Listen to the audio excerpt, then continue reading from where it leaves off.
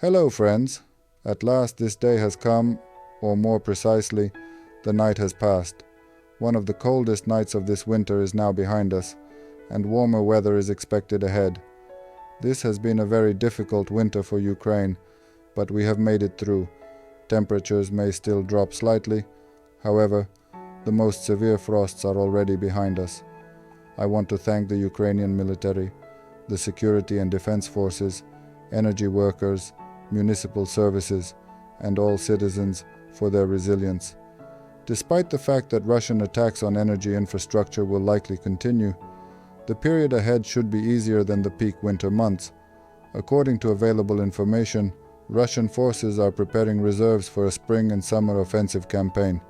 Therefore, strengthening Ukraine's defensive capabilities remains critically important. Now, to the international context. Recently, a great deal of attention has been focused on sanctions and the fight against the so-called Shadow Fleet, a network of tankers used to bypass oil restrictions. The United States is actively detaining and inspecting sanctioned vessels.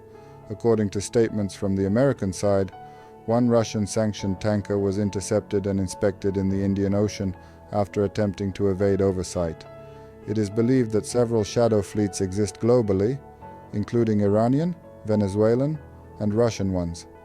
The United States was the first to systematically counter these schemes, later joined by several European countries. Recently, an important development occurred when India also detained several sanctioned oil tankers in the Arabian Sea. Official Indian representatives have spoken cautiously. A government spokesperson stated that India's strategy is to diversify energy supply sources to ensure stability. At the same time, some American media, citing their own sources, suggest a possible reduction in purchases of Russian oil. If this happens, the consequences could become noticeable over the coming months. Economic reviews indicate that oil production in Russia has declined for the second consecutive month. At the same time, the volume of oil stored on tankers at sea is increasing, as it has become more difficult to sell due to sanction risks. Many buyers are unwilling to expose themselves to potential restrictions from the United States. Notably, even Russian pro-Kremlin media are increasingly discussing economic difficulties.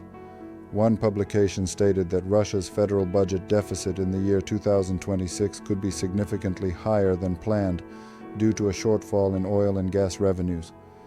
In parallel, experts and commentators note that the United States is applying political and economic pressure simultaneously on different sides of the conflict, while the economic consequences for Russia are becoming increasingly tangible.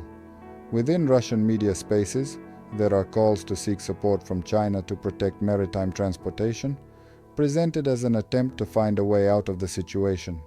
A separate issue is Cuba, where an energy crisis is unfolding. A representative of an airport reported that aviation fuel reserves are limited, and there is a risk of flight delays. Another official spokesperson acknowledged that the situation on the island is critical. Russian diplomats, in their statement, said they express solidarity with the peoples of Cuba and Venezuela. In a broader geopolitical dimension, I see that the war is gradually weakening Russia's position, both economically and politically.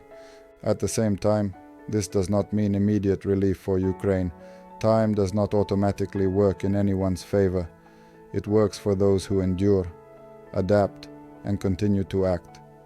That is why, for us, societal resilience, mutual support, and consistent assistance to Ukraine's security and defense forces remain essential.